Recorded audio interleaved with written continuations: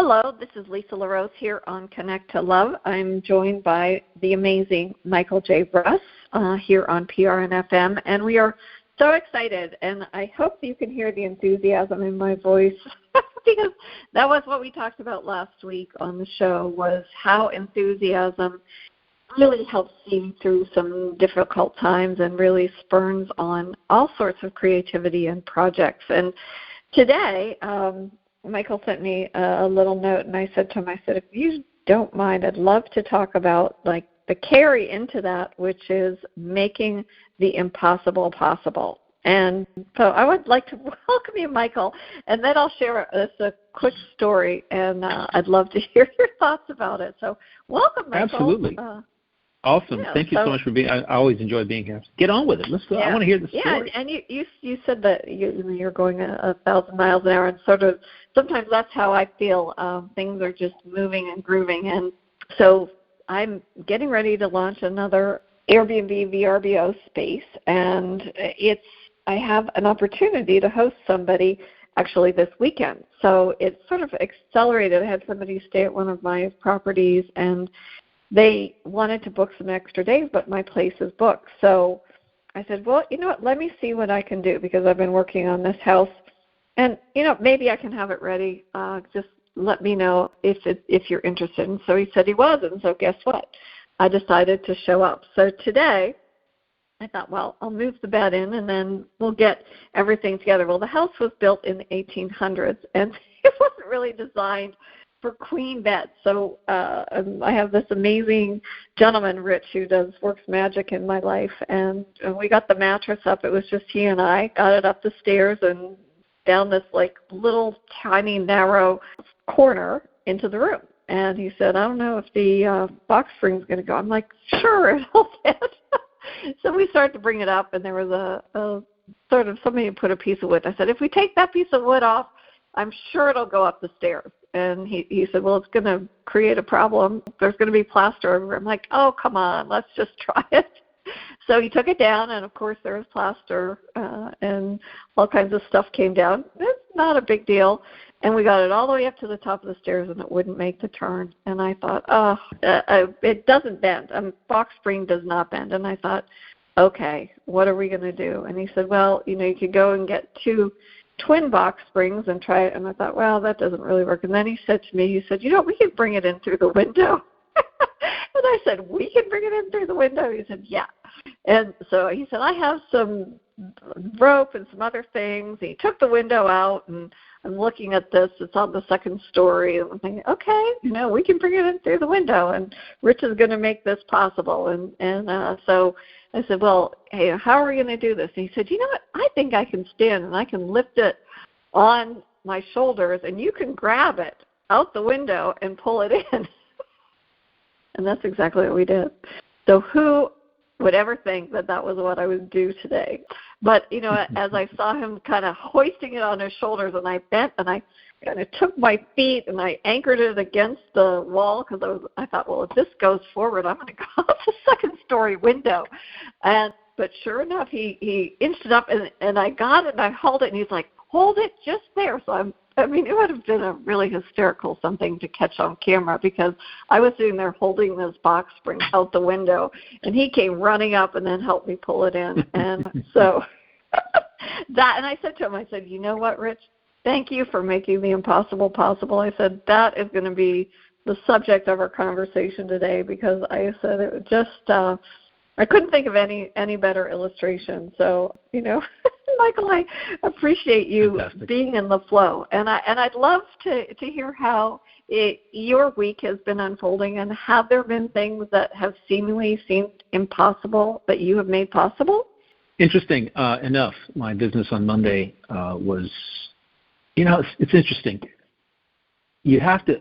I've become very adept after 35 plus years at recognizing when I'm attempting to force something, when the flow is not there, and you're like trying to attempting to make something happen, and you get this kind of interesting feeling where it's just not flowing.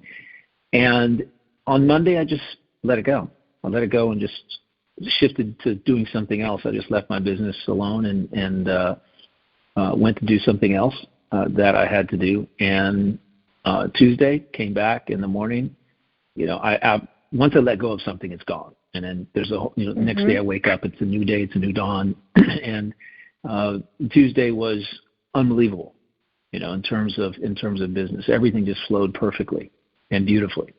And I was exhausted mentally by the time 4 o'clock came around. However, there's a tremendous amount of satisfaction when you know that you didn't try to force something. You just you get a feeling of uneasiness, maybe perhaps, that you're trying to force a square peg into a round hole, and you just rather wait for the round hole, because it will appear, or a square hole. If you're trying to square peg, a round hole, the square hole will appear, and you'll be able to just slip it in easily. And that's kind of the way that my week started out, and it's been great ever since up to this point. Of course, this is only Wednesday, so I've had yesterday and today, and found it cool. I want to step back, though, and I want to simply say that down where I am in North Florida, there's a lot of 3 and 4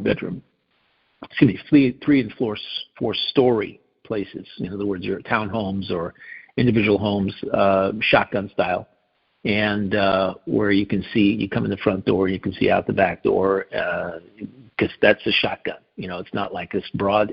It's long and narrow, but it's high for the stairs and things. And a lot of these stairways are not made for furniture.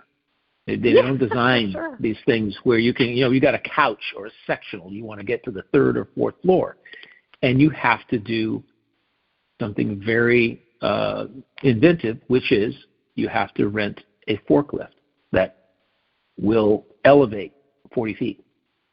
And so you take the sliding glass doors off. You take the sliding glass doors out, and you lift the couch, the bed, whatever sectional, whatever big chairs you have, whatever that you don't want to mark up all the stairwell walls, knock them up, so you have to patch them and paint them again. But that's how we do it. The first time I came here back in 2003, when I arrived, I had hired 2 gentlemen to help me, and they had a truck, and we actually lifted the couch on top of the truck and stood on top of the truck and got a rope. I only had 3 floors. That took us to about the top of the bottom of the 2nd floor. So we had to I just took a rope, and 2 of us pulled on it. One guy tied it to it on top of the truck. We pulled it up until the point where we could just reach over the railing and kind of grab it and lift it up into the 3rd floor. That's just the way it happens. Wow. You get very inventive when it comes to moving things up and down. I remember that I actually had received a bed that I bought, a Tempur-Pedic bed, one of the first versions, and I had picked it up from UPS in my Tahoe. It had been folded over and roped. Actually, it had been folded over. I had to take it out and of my vehicle and by myself get it up to the 3rd floor. And I said to myself, how am I going to do this? And I said, well, I thought right there, intuited taking a rope, tying the rope around the bed, and so it remained in half. And I basically put a sheet under it, and I pulled it up the stairs, up 1 flight, around the corner, down to the other door that goes to the 3rd level, turn around, and I got it up there. I got it up all on my own, no help. So I can't tell you how often I've had to kind of do something like that, where I'm sitting around going, okay, I got to get this from point A to point B. And you think it's impossible initially, and the concept of impossible, it's a perception. That construct that it's impossible is a perception. Nothing is really impossible with the right attitude, skills, enlightenment, right, and opportunity. Those things make the impossible possible. So if you break it down, all you have to do when you first perceive something as being impossible is to back up and recognize that you've put a roadblock in front of yourself mentally. The word impossible is a roadblock, a mental roadblock in your self-talk. And it falls in line with, I can't do that, I'll never be able to do that, no one I know could do that, I'll never get this done. These are statements of inner conversation that debilitate creative and inspirational thinking. That's what they do. They debilitate it. You literally put it's akin to, if you want to give you a visual, you're watching the 400-meter race on a track, and you're at the starting line, and by thinking, I don't know if I'm going to get to the end of this thing, you then erect these mental hurdles that you now have to jump over on your way to the end of the track, to the finish line. And that's really kind of what it's like. We have a tendency to, because of a lack of belief in ourselves, doubt in our own abilities and what we feel we're capable of, we erect these hurdles. And the hurdles give us, I just come to believe that the hurdles, saying things are tough, impossible, hard, and difficult, when we use these words, what we're doing basically is giving ourselves an out if it doesn't work out. If we fail at it, we've given ourselves an excuse. I said it was impossible. I said it was tough. I said it was hard. I said it was difficult. And I've done my best over the past 30-some-odd years as I've written books about self-talk and done talks with people and consultations and things. And I've come to understand myself. I've come to delete that kind of language from my vocabulary. I've trained myself to resist using those words, to just, in terms of what I believe is possible for me, what I believe is capable for me, what I can do, and something when a challenge is something that I'm facing, I just avoid those words at all costs, because I know that I'm impeding my own ability to succeed. And what I really want to do is succeed. So let's open up the pathways of inspiration, creativity, and the fastest way to do that is to eliminate the use of those words and just allow yourself to veg on it, to let it percolate in your mind, to use that word that you used a couple of episodes ago that I think is so awesome, to allow the task at hand, the challenge, to percolate. Instead of saying this is impossible, let's just let it sit around going, it is possible, I just have to figure out how. And then you go do something else. If you can, you go do something else. Go take up a different task. And it will come to you, a way of doing it. Whether you have to say, I could call so-and-so and we could come over, we could do this. Or I could figure out a way to do it all on my own. Or do like you did, which is, elicit someone that you know and who knows you, that helps you out from time to time, and have them come over, you put your heads together, and you figure out a way to do it. And one of you is going to come up with a solution. And that's cool. I think it's awesome. I would say if you know anything about what I've said in the podcast in the last 6-8 months, 10 months, actually 11 months at this particular point, that I know that I love to put myself in positions where I have to believe it's possible. That's what I love about my life. I want to put myself in a situation or multiple situations. I look for opportunities to have to think that it's possible. And it's the way that I challenge myself. And I would challenge our audience to do the same thing. Instead of walking away from something, challenge yourself to believe it's possible, and then take whatever time is necessary to figure out how, to intuit how. It's so much fun. It gives you such a sense of satisfaction when you actually come up with the solution or overcome the challenge. And to me, that's how we become better tomorrow than we are today. That's how we evolve and progress in life, is by challenging ourselves to do that. A light. One more example. I had a light. I'm going to put a solar light on the back of the house, so that when my dog went outside, it would turn on automatically, and I wouldn't have to be, hitting the light, and it wouldn't be something that'd be so close to the house that it would attract moths and other bugs that like, light. And I had this thing, and I'm like, I got this thing in a box. Where am I going to put it? I read the instructions, and I said, I've got a little solar panel I've got to put somewhere. I've got to get this thing up on the house somewhere. Where would be the best angle? And I just sat there for about an hour and looked at the house and just let it, again, percolate in my mind. And all of a sudden it came to me where I could put it, how I could do it based on the instructions, and I just went ahead and did it. And it's awesome. I mean, the technology, of course, to be able to not have to plug it into hardwired into some sort of electrical outlet or a box of some kind is absolutely fabulous. However, this is what I encourage people to do. Put yourself in positions where you have to think something is, but you're forced to go with positivity over negativity. Absolutely. What about you? Have you had any other opportunities? When I was going to tell you, first off, I wanted to, for our audience members that may not be of the age where they would know what a percolated coffee machine was. There used to be, and my grandmother had one. It was a coffee maker, and you had to put the coffee on. If you were going to sit down and have a cup of coffee after dinner, you better put that coffee on when you sit down to dinner, because it was going to take a while for that to percolate. I thought about that afterwards. I thought, where the origin of that word, but the coffee always smelled so good. I was a coffee drinker. Oh, yeah, it's awesome. But it was, now everything's instant. You push the button and the water drips through, and you're done. But there was remember it well. Mm-hmm. Yeah, there was an art to percolate a coffee. But when I was in high school, I was actually a hurdler. And the reason, when I tried out for track, you had to run an 8-minute mile in order to do that. And I was just not a distance runner. And so when I joined track, there was another girl, another Lisa, and she said, well, if you become a hurdler, she was looking to recruit hurdlers, you don't have to run laps. We get to go over here and just practice.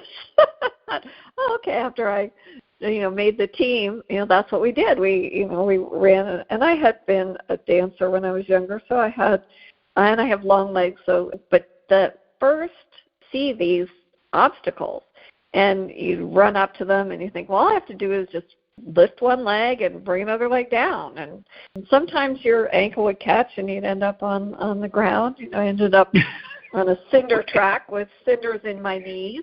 But, you as you practiced hurdles, there was something about it. It was like you could see them, these 10 hurdles in front of you, and you would just sort of soar over them. And the lower that you got, there was an ease and grace to it. And I was ambidextrous as far as hurdling, so if I misstepped, I always tried to get 3 steps between the hurdle, but it wasn't always the case. Sometimes, you would be off.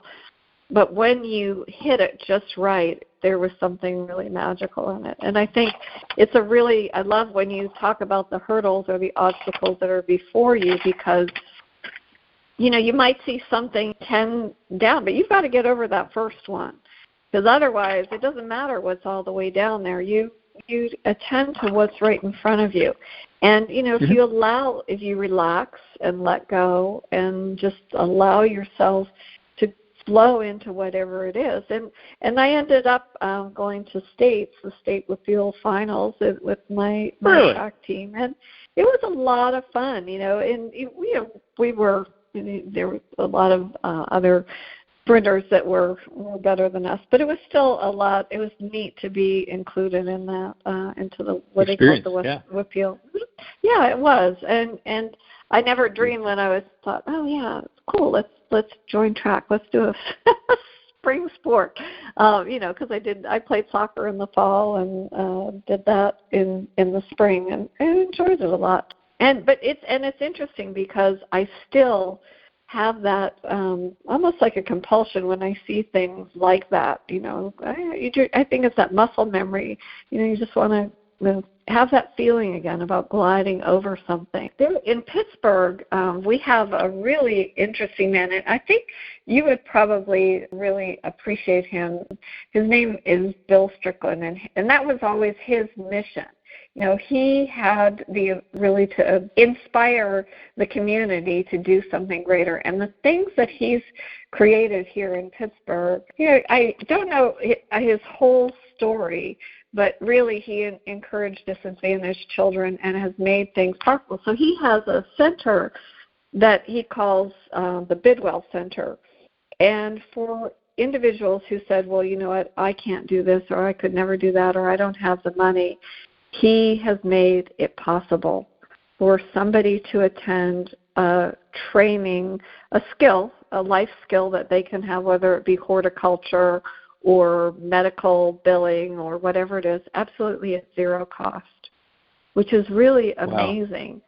And he's a really incredible person. And it just dawned on me when we were having this conversation that that's actually the title of his book, Making the Impossible Possible. So I'm going to have to put that on my reading list in the future. But that was really his belief, that he believed that, everybody has the potential for remarkable achievement. And you and I were talking about, the things that make you change. What is it? You might be in school, you think you're on a certain path, and then you'll have a life change or something that opens up a new doorway, something that opens up that possibility to you. And for me, I try to always be like that same hurdler. I go with the flow, whatever comes. And the fact that I had an opportunity to host somebody this weekend, I can do that. It might not, everything might not be perfect,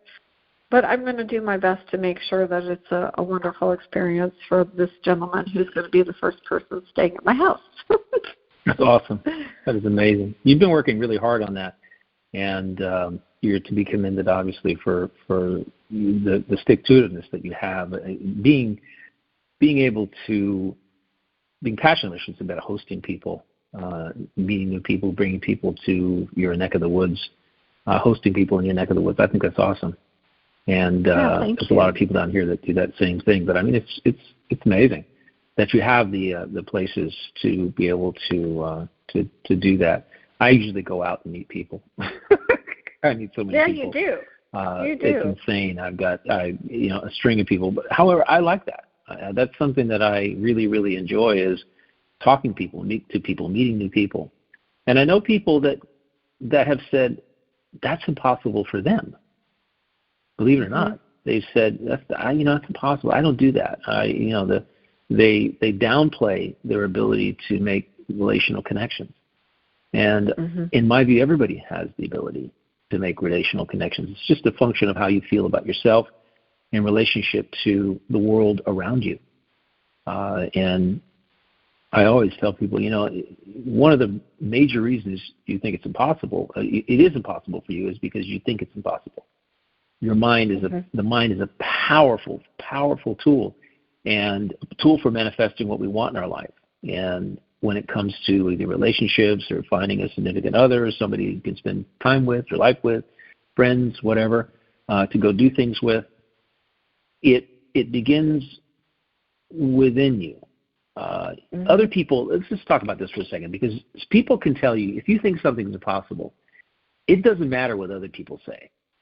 And you could have all the encouragement in the world to do something. However, if you, in the end, still think it's not possible for you, you're not going to do it, or you won't commit to it hook, line, and sinker, 110%. It has to be you. Being influenced to commit 110%, in my view, doesn't work. You have to find a way to love it yourself. You have to find a way to perceive something positive within it for you, in order for you to, as we were talking about last week, get enthusiastic about what it is that you're needing to do, what you've been tasked with, let's say. Enthusiasm is directly connected to whether you perceive something as possible or impossible. Excuse me, I'm sorry. Whether you think it's possible or impossible, that is how we move through life. It's how we move through life. And it's beautiful to recognize that connection. We have to realize that connection, and that everything works. Our enthusiasm is tied to our perception of whatever it is that we're enthusiastic or not enthusiastic about, whether we think something's possible or impossible. These are just narratives that we write for ourselves. Right. And we can change that narrative. We have the power with our minds to change that, to pivot away from that narrative to a more positive narrative, and thereby change the way we feel, open up pathways to creativity and inspiration to help us move through what we think is impossible, to garner the resources, to manifest the resources and people to help us get there. So many positive stories, of people who I see all the time and who have challenges beyond anything you or I could even conceive. Mm-hmm. Yet they move through it.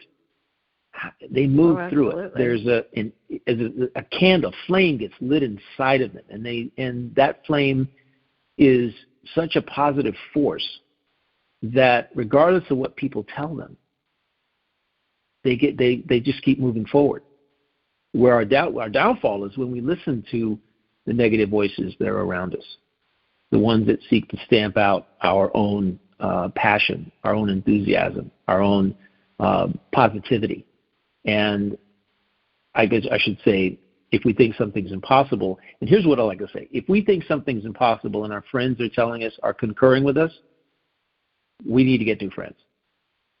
Exactly. That's all there is to it. You got to surround yourself with different people, and because you don't want to be around people who are going to placate to your own doubts and fears and what you think is not possible. You'll never get anywhere if you can't see and envision it for yourself. And that is, see it to be it. We talked about that a couple of episodes ago. You have to imagine that you can imagine yourself overcoming it. Imagine how you would feel if you have, when you overcome it, I should say, when you, all of this ties into it. And it's a whole well-rounded experience. The manifestation is not just cut and dry, black and white. It's full of grays and different shades and things that you can do that can help you get to where you really want to go. It begins, though, with your own belief. Absolutely. Belief. What do you believe? Perceptions, your assumptions about what you can do. Really, I think back to the turn of the century, and it must have been a fascinating time because there were so many different inventions, and you saw like the bicycles with those big, huge wheels and these tiny little seats, and you think, how the heck? There's just no way you could get me on one of those things. And huge there wheels. were, huge wheels, and all of the different people that you see almost the silent films of them driving, and their vehicles were not very sturdy, or even we talked about the Wright brothers, for example. How many failures did they have? But even though it may have seemed absurd or impossible, they committed to something, and I think that's what it is. Even though you might make an attempt, I could have gone like, oh well, this bed's not going to work. There's no way, And Rich knows my heart. He knows that there's nothing that I wouldn't ask him to do that I wouldn't try myself, except maybe a few things. I don't do electricity, and I don't do power saws. I just have a fear of circular saws, so I won't use those. But I'll use a radial saw. I'm comfortable with that. But you mean the hand? You prefer something that's stationary versus handheld? Stationary, yes. I'm just not confident enough, I got you. And I know enough to respect things that are sharp and moving fast. So, but it is such a thing. I think when you commit to something, and really, you don't know how anything is going to evolve, but you're guided. Now, when I got guidance to put together the Centered In Summit, I was sort of woke up from a dream, and the name came to me, and I was like, okay, what is this going to look like, and how am I going to do this? I've never put on a summit before. And I contacted a dear friend of mine, and I said, do you want to be involved in this? And she said, yeah. And then another person, and then I reached out to Glenn Brooks, and he reached out to you, so you got to be a part of it. But I didn't have the technical skills. And so I sought out somebody through the internet who did have those skills, who could bring, I could do the graphics, and I could pull all the different things together. And then there was a broadcaster here in Pittsburgh who we brought in for more, it was sort of like a different approach to different things. And when we got closer to the launch, I was like, okay, we're not quite ready to launch it. We're going to have to push it back a couple days. But that was okay. But when it did, and it went off seamlessly, and people listened to the wisdom about how to heal from cancer. You came in with so much wisdom about zero limits, and really not zero limits. I apologize. Zero adversity. zero adversity. Yeah. That we are. And so maybe we should do a show on zero adversity, because there's so much in your teachings that really I think can impact people that do feel that they have these obstacles or that something's impossible. Is there something that you want to share from zero adversity with the audience that would be a simple, special little nugget? It springs forth from experiential wisdom of realizing my own faults and needing to move beyond them, because I realize that we all realize at some particular point in our lives, I hope that we have to evolve beyond where we are. Stagnating, being complacent, is not really what we as human beings, as human souls, are meant to do. We are meant to continually evolve and grow as souls, to expand our conscious awareness. And for me, and by the way, I should say this happens through interaction with our outer world, our interactions with our outer world. That's how we grow. And if we don't give ourselves the opportunity to interact with our outer world in a way that sort of takes us out of our comfort zone, then we really don't evolve as fast or as purposefully as we really should be. So for me, zero adversity is a three-step. It's a simple three-step process. I wanted to get it down in a book because it was so simple. The book's, I think, only 86 pages, and it also comes as an audio and as an 80-minute audio. And I read the book myself, and I wanted to be able to tell people. Yeah, I want to be able to give people something very simple that they could do whenever they faced something that they initially perceived as adverse to them, some sort of challenge. It could be a health challenge, it could be a job challenge, it could be just something very simple, being a parent. The simplest things to the most complex things, like losing a family member or somebody that you know is close to you when they pass on. These things, there's a way to deal with everything.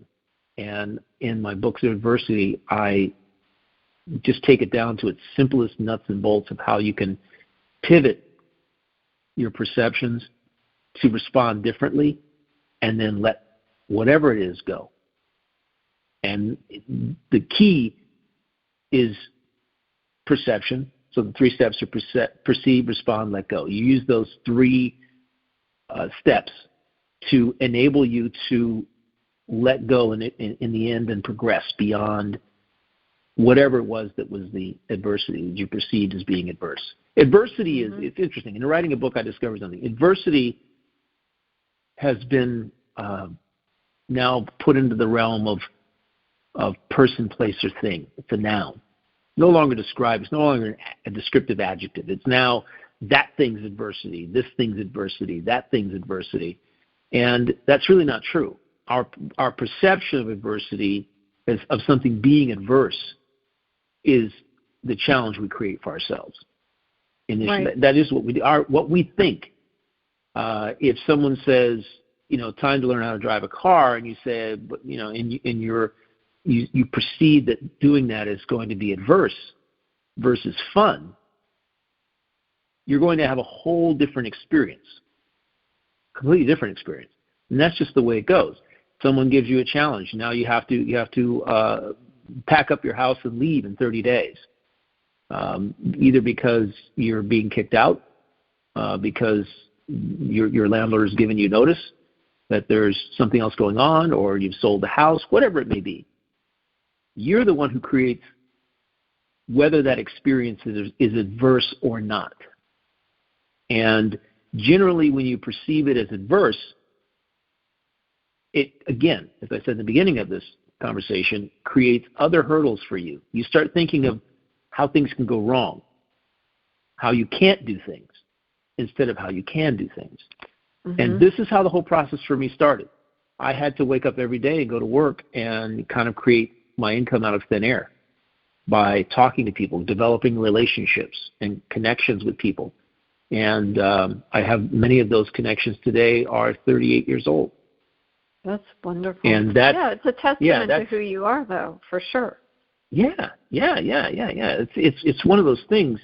that you look at it and you say, how do I get through this? I just developed some processes that help me move through the challenges that I faced on a daily basis. And a lot of it is me perceiving what I was doing on a grand scale in a different way. That's what it required for me, is to say, okay, I'm perceiving this whole structure of what I'm doing as some kind of adverse challenge. It's not.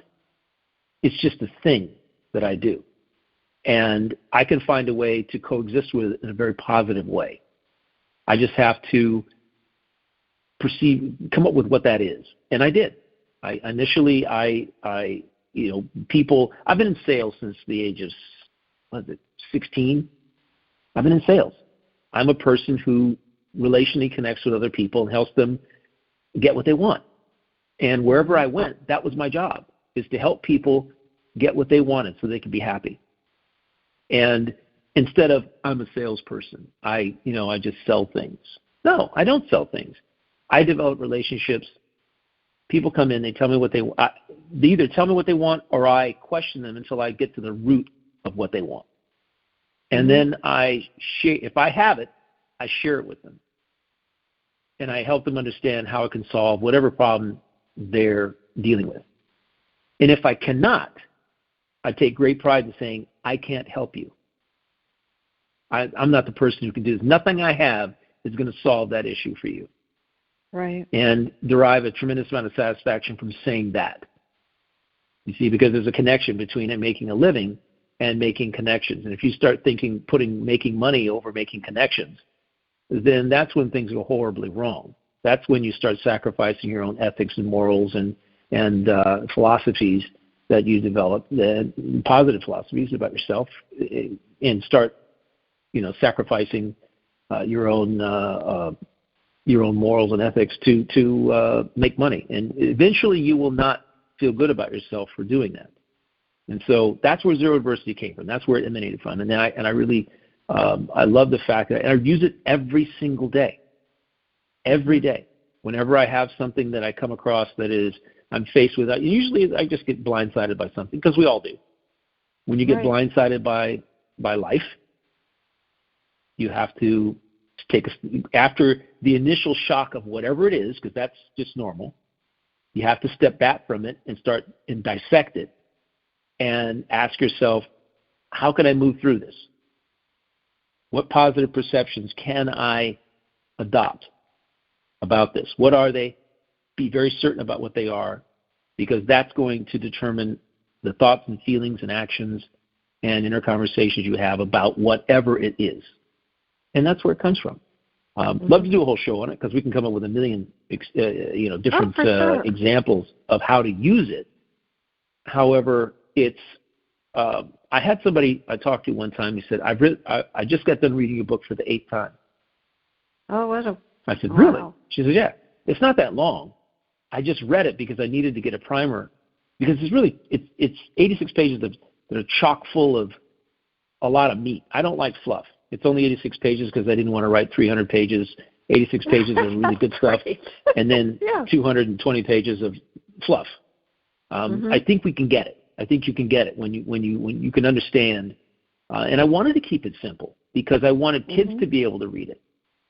I wanted the youth to be able, this country, to be able to read it and get and get some wisdom that could help them through whatever's going on in their life. And there's a lot that young people are facing now, a lot of things, and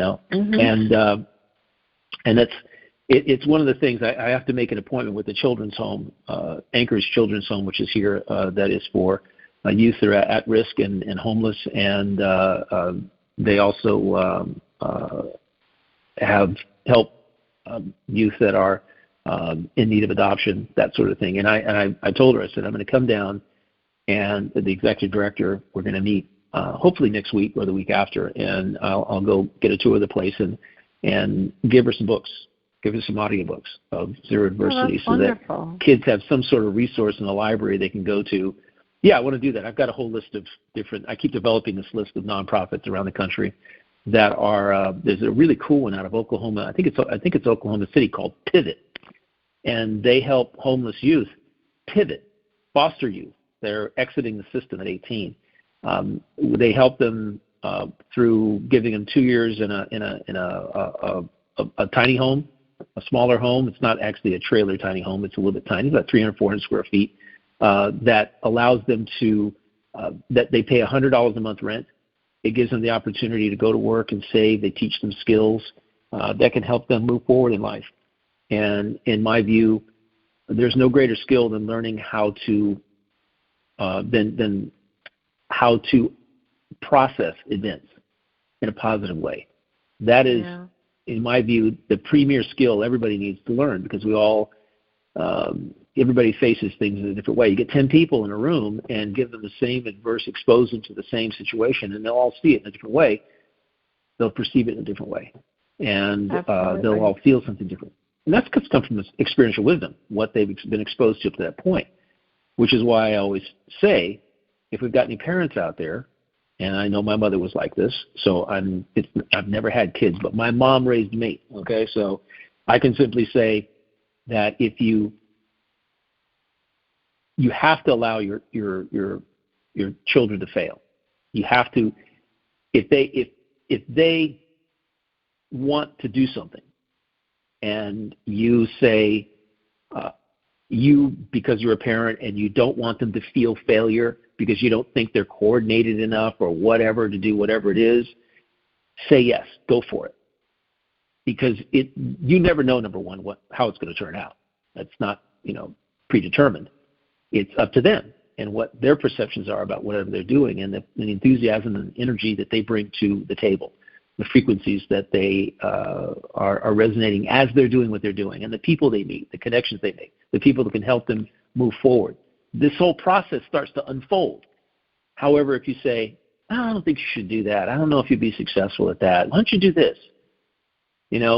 It's like you take that all away. My mother never took that away. Whatever it is we wanted to do. I told my mother I wanted some when I was 11. I want some more money. I don't think this allowance I'm being given is enough. I'd like to go do something. She said, go ask Mr. Wilson if you can mow his lawn. And I said, oh, that's a good idea. So I went and asked Mr. Wilson. He said, sure. I got $7 every time I mowed his lawn. Movies were only at the time in the 60s. They were cheap. $7. Yeah. I could go to 2 matinees, right? And then I got another one in the neighborhood. And these are the days where you didn't have weed eaters. You had to get down on your knees and clip the grass in between next to the fence. Hand clippers. I'm down on my knees, hand clipping around the yard. For sure. Yeah, I mean, these are old. This is appropriate technology of old. At any rate, it's interesting. Life.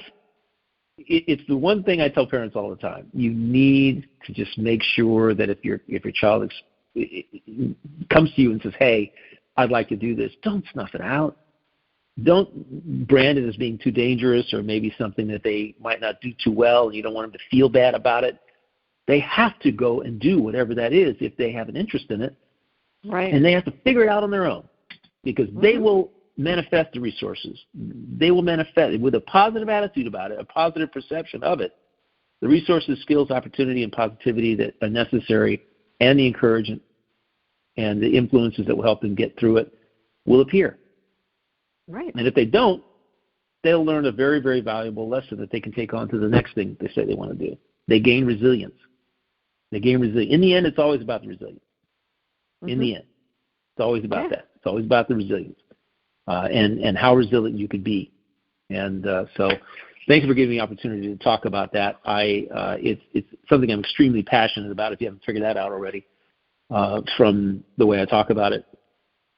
It's one of those things. It's so powerful. And actually, there's a couple things. One thing that I would love to say is before you sat down to write that book, it may have seemed impossible. And I don't know how many words you wrote a day, whether it was a page a day, you sat down and you wrote a chapter or whatever. But when you were done, you did what was necessary. You sat down and you wrote. It wasn't going to get done just by you thinking about it. Geez, I'd like to write a book on this. You actually have to do the action. And then once you implemented that, you had the fruits of your labor. And I when you were speaking, Michael, I thought resilience, right? You got your start not just as a musician, but you started working in a shoe store. I cannot think of a better occupation to teach patience, understanding, compassion. Oh, my feet hurt. What you have to really be able to identify. And I've seen some shoe salesmen, women, will have 10 boxes of shoes next to them and not even buy one thing. End up leaving. And all of those things that, were sort of the groundwork, your path and your journey that led you to where you are today, that really, I think it has enabled you to be very understanding and compassionate and open to whatever people have. And when you were talking about children, there's a group of individuals that follow us on Instagram, and it's Arms of Love, and I'm going to probably not pronounce this right, but it's Sebagala, Sebagala, and it's the Arms of Love Orphanage in Uganda.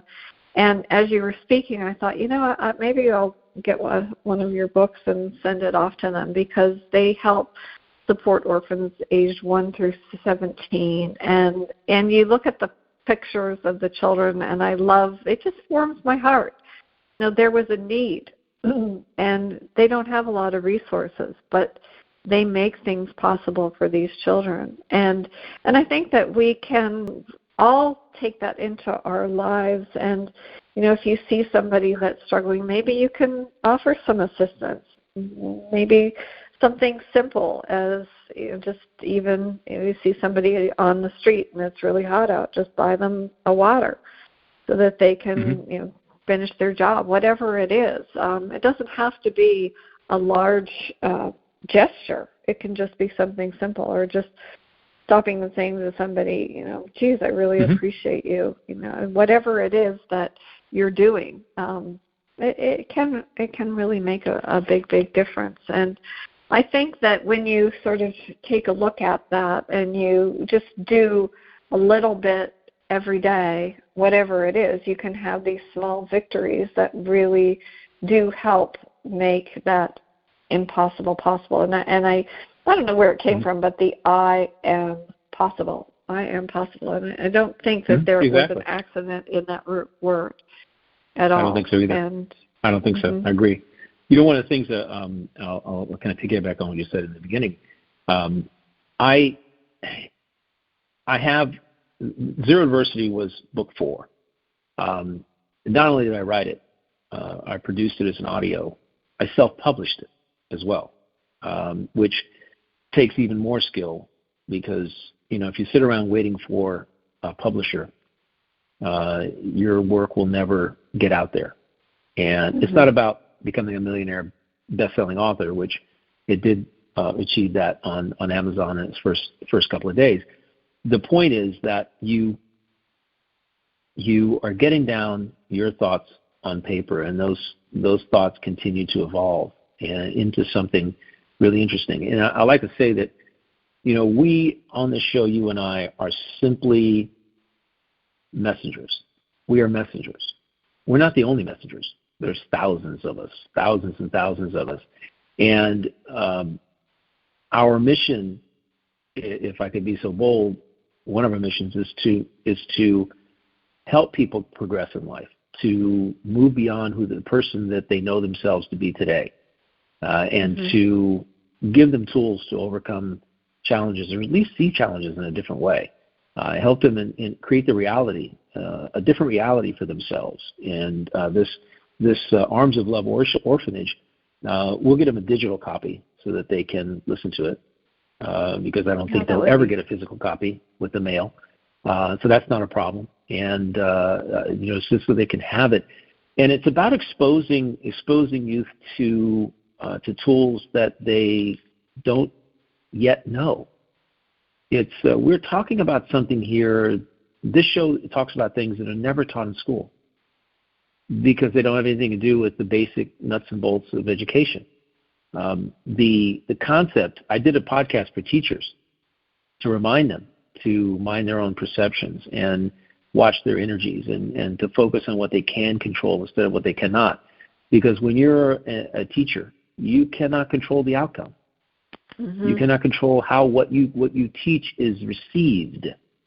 That's the big thing. You have to put it out there and put it out there with big energy, big love, big kindness, big empathy, big compassion.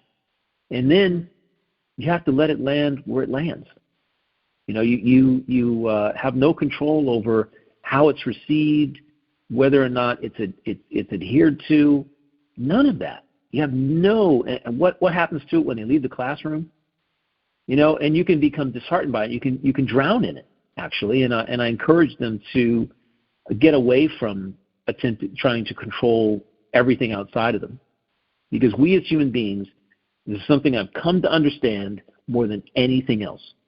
We as human beings want to control our outside world, to feel good about ourselves, to feel safe, to feel happy. We want to control our outer world. We have to give up this notion that we can control our outer world. Just give it up. We can only control our thoughts, our feelings, our inner conversations, and whatever actions we take or responses we have to life. That's all we can control. And your own innate happiness begins with you understanding that basic universality. That's it. That's all we control. And I know this through experiential wisdom because I was attempting to control things that were well beyond my control, even to this day that are well beyond my control. And when I gave up controlling them, like I did on Monday, I can't control whether I make a living any given day. I basically take what I'm given and I work with it. And if it doesn't feel right, if it's not working out, I let it go and I'll move on to the next day. You know, I let it go that day. It's just not working. The energy's not there. The opportunities don't exist so I can put something together that can help people. That's it.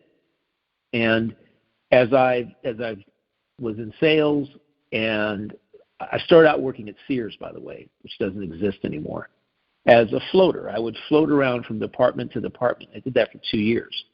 And I loved it because I was exposed to a lot of different departments in the store. I was exposed to a lot of different kinds of people. I wasn't always just in one department. I loved hardware. I was always called to hardware, you know. But when somebody had this, people would be floaters, floating salespeople, and floating customer service people. If a department became overwhelmed, they would put a call out. You'd come and you'd help in that department until it was over, and then you get a call to go somewhere else. I loved it. I floated around. I met everybody in the store. I met a lot of wonderful people, and I learned about a lot of things. And that's a metaphor for life, I guess. That's what we do. We need to float around life and learn about a lot of different things. I love that. I do. Yeah, absolutely. You need to float around life, man. You need to. You find yourself, if you look long enough and hard enough, you're going to find yourself immersed in some kind of metaphor for life. It's bound to happen. It's just, again, that is a narrative. That's a perception that I'm floating around and there's what I'm doing is a narrative, a metaphor for life that I'm moving through. And that's what we have to do. And a lot of times, what happens, we get stuck in a corner. So like a flowing river will hit a corner, and sometimes some of that water will be stuck spinning around in that corner, and we have to get out of that. We have to keep flowing, keep moving forward. It's a wonderful thing in life when we can do that, and then say to ourselves, you know what? Whatever happens, happens. I love it. I love life. I love me, and nothing outside of me is going to change how I feel about me. That's what we have to get to. And when we get there, the impossible becomes possible because we believe in ourselves and our own abilities to move forward. Whether we have to enlist the resources and skills of other people, which I often do. I agree with the electricity thing. I mean, I'm not gonna go. I have a buddy that changed all his outlets in his house from old ones to new ones. I'm going, okay, great, dude, that's fine, but I'm not hanging that fan. Okay, right. It's not that I don't trust myself. Really, it's about somebody else having skills and knowledge and experiential wisdom that you don't. And it's in your best interest to enlist them, and by enlisting them, you will also learn something yourself. I'm not going to work on my own air conditioner. You know, at this particular point, because of a back issue in 1989, I don't even mow my own lawn. However, I do rake that lawn. You know, I rake it. I pick up pine cones and do other things. And, you know, there's a way to be involved in things without actually having to do them. There's somebody else that has been doing it for much, much longer than you, somebody you can learn from and build your own skill set by enlisting them and watching them and asking questions. And you can become better. And now we've got YouTube, of course. Everything's on YouTube. Although, I don't know. When a fire starts and you did your own from a fan, you did yourself, and you didn't do it exactly right, I wouldn't want to. I completely understand when you're renting out your Airbnbs or VRBOs, you want to know that everything in that house was done to specifications. Right. And there are people who just want to save money, and I'm like, you know what? You've got another being, another living soul living in there, and paying you to do so, paying you for the experience, and that's not what they're paying for. You need to make sure all I's are dotted, T's are crossed, and that's, to me, what our life is. We are dotting I's and crossing T's as we move through this journey, this elegant journey of life.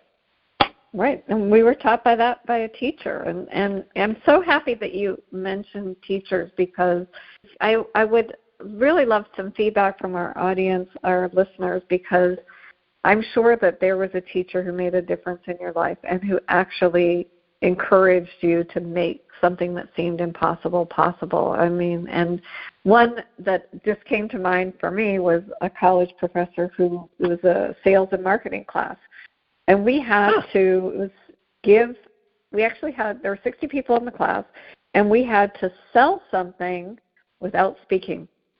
We had to do a presentation without speaking and sell something. I love it. It was so amazing to see. You know, one of the girls, she came out with a chocolate bar.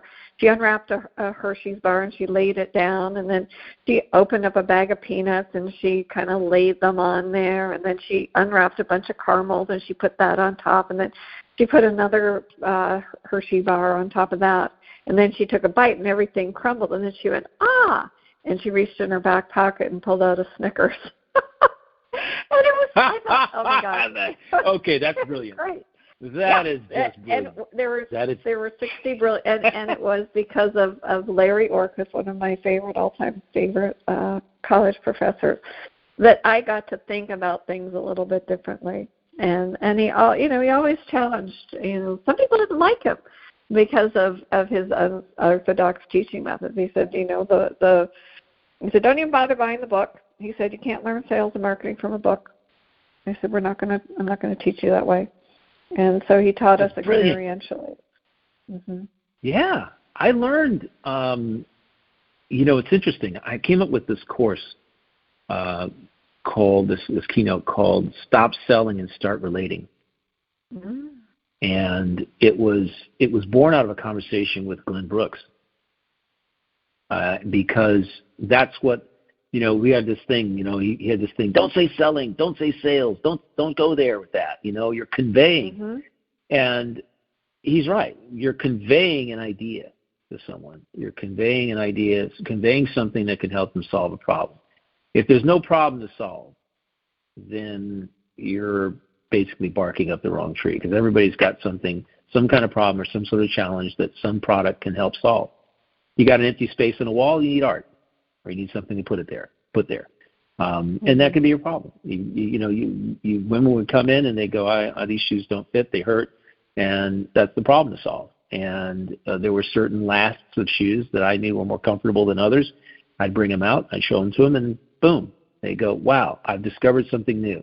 This is the brand I need to be buying. I said, absolutely. If you stick with the same brand, you're going to get the same last every single time, because that's different brands have different lasts. If it doesn't fit you, then buying another shoe from the same brand is not going to fit your foot. And these are the things you learn. So you convey information. Life, yeah, Exactly. What a great metaphor for life. Oh, my gosh. Absolutely. Oh. Well, this has been fun. And as usual, I know our time just seems to disappear. and I want to give a shout out to Jesse at the station for really making our world possible on PRN FM. We're so grateful. And for those of you who join us, we're really grateful to you as well. And if you're able to, join us on Instagram at Connect and then the number 2 Love Energy. We'd love to hear some feedback from you. We're trying to grow what we share with you each week. Would love some feedback on what you'd like us to kind of bubble on and what you'd like to see as a possibility for a topic. And Michael, I'll let you close out the show because this has been such a delight as usual. Well, again, impossible are just constructs. They're narratives that we create in our own minds, because really, if you think about it, nothing really is impossible or possible unless you say it is. It's just all about what you think. And I encourage our listeners to approach life from that perspective, approach challenges and other things. It makes life much more fun. All this is about being happy and being joyful and loving. And when you approach life from that perspective, a positive perspective, everything works out. Absolutely. Thank you. Thank you. Enjoy a great week.